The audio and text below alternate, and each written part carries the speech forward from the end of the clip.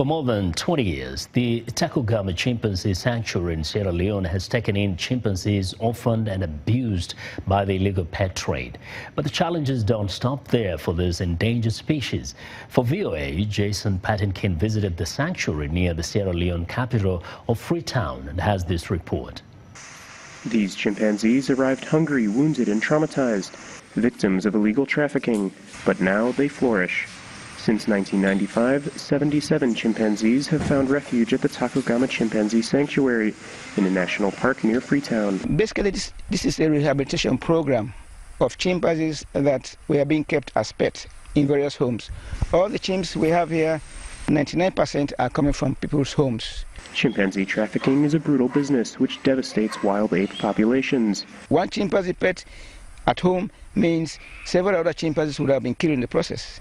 Because in the capture of chimpanzee, young chimpanzee from the forest, you must first interfere with the mother by shooting the mother.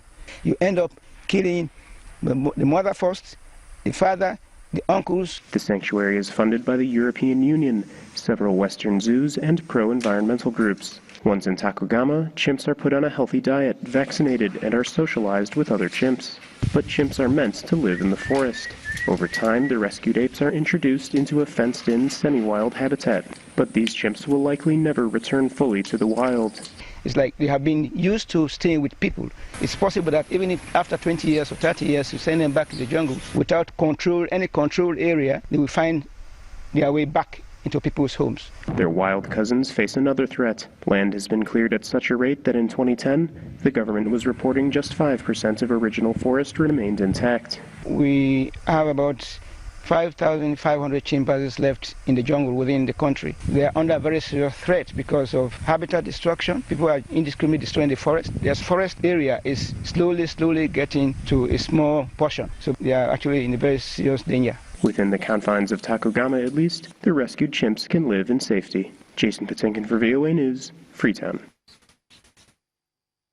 Once among thousands of Somalians willing to escape the instability at home for whatever opportunities available in Europe, some young men in Mogadishu are making a living from the auto rickshaw taxi business. One of them, Ahmed Abubakar, who decided to give the venture a try, not only makes enough money to cater for his family, but has found a good reason to stay back in the country. Take a look. If you want to move around Mogadishu or any other big city in Somalia, the cheapest way to do so is to get one of these. The auto rickshaw taxis, locally known as bajajas, enjoys good patronage. Ahmed Abubakar, one of the numerous operators, is happy he joined the business after he abandoned plans to move to Europe.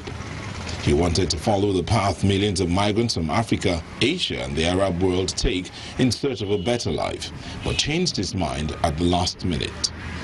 I wanted to go to Europe and become an immigrant after seeing beautiful photos from my friends already there. But when I looked at the journey and how dangerous it was, and the money I had saved was not enough, I said no. Instead, I bought a bajaja and started a new life for my family.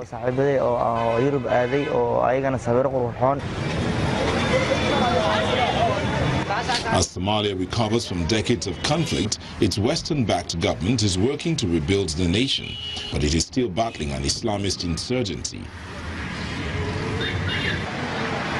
A few years ago, there were hardly any auto rickshaws in Somalia. Today, they are everywhere, maneuvering between private cars and other public transport vehicles. The taxi business has become a symbol of Somalia's efforts to recover from conflict, as many young men opt for the livelihood it offers. Bajajas are cheaper than other taxis. I take one from Medina to Waberi. That's about 5 kilometers, and that costs us $1. I always use them as a necessary service every day, and I do not have to pay a lot of money. Since 1991, the Horn of Africa nation has been in crisis and at the mercy of clan militias, as well as Al-Qaeda-linked Al-Shabaab. Add hunger and maritime piracy to the list. But for Abubakar, one thing needs to be tackled, and quickly too. The main obstacles I face are explosions and roadblocks in the streets of Mogadishu. Some of my friends lost their lives and their bajajas were destroyed. But what we have here is better than putting yourself at risk trying to get to Europe. We hope that we can find a better life in our home country. While the Bajajas are seen as a sign of a recovering economy, there is poor funding in the areas of healthcare, education and infrastructure, and unemployment remains common.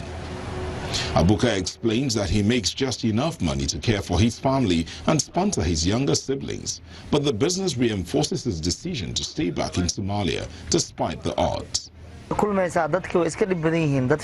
in Mogadishu is very difficult because you meet good people and sometimes you meet bad people who can treat you very badly. But I have accepted this life. There are no official figures on how many people have been employed in the Bajaja taxi sector, and because there's little regulation, it poses road safety issues. But for now, it is keeping many young Somalians from embarking on risky journeys to Europe. Well, alongside Spider-Man, the Hulk, Captain America, Black Widow, and the other superheroes of the Marvel Universe is Miss Marvel. Is a young, shape-shifting crusader for today's diverse American society. Adriana Budianto has more on the first Muslim superhero to have her own dedicated series.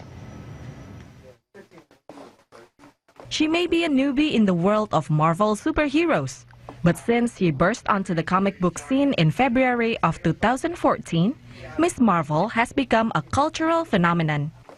I love this comic because it is diverse and it shows, you know, a side of America that I think comics don't always show. She's only not dealing with the school side of things, like the culture clashes, like her parents are trying to be traditional, and I guess that's a bit cliche, but she's really struggling with it because she wants to maintain her Muslim identity. That's right. Miss Marvel, a Pakistani-American teenager named Kamala Khan from Jersey City, is Muslim. So is her creator, G. Willow Wilson. She faces a lot of the same challenges that any teenager faces about family, school, peer pressure, what she wants to do with her life. So the real goal was to make the book feel real. How can any reader from any background see themselves in this Muslim girl in the Marvel Universe? Comic store owner and Orthodox Jew Menachem Lukens welcomed Miss Marvel fans to meet the author at his Huntington, New York store. He says he relates to Kamala. There's a scene where Kamala goes to the mosque and she's talking about the responsibility you have towards people, sort of vaguely implying she might be a superhero, but she doesn't want to tell the imam that she's this. And I have those hypothetical conversations with rabbis in my head.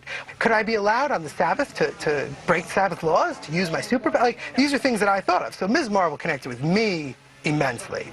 The point of a superhero is to be a symbol for the culture at that time. Kamala Khan's hometown of Jersey City, New Jersey, is one of the world's most diverse cities. Her fictional school is based on the real McNair Academic High School there. All the places that Kamala has been, we get to see that. It's pretty awesome. You know, that they base a superhero off our school. Yeah, and I think that the comic book represents the diversity that we have in our school. For many people, this character is their only exposure to Jersey City, only exposure to Islam, to depictions of Muslim people that defies the traditional Hollywood idea of, you know, Islamophobic representation. So it's just interesting to see, especially in the political climate, how this character has really become such a symbol. In 2015, the first Miss Marvel graphic novel won the Hugo Award, the highest prize in fantasy and science fiction literature for the best graphic story. Ariadna Budianto, VOA News, Huntington, New York. Well, and that's our show for today. You can also visit us online at voaafrica.com. I'm Vincent McCord in Washington. Chamberlain also has our last word from Lagos. Thanks, Vincent. We look forward to bringing you another show next week. ChannelsTV.com is your source for news, sports, and other programming. I'm Chamberlain, so thank you for watching. Goodbye.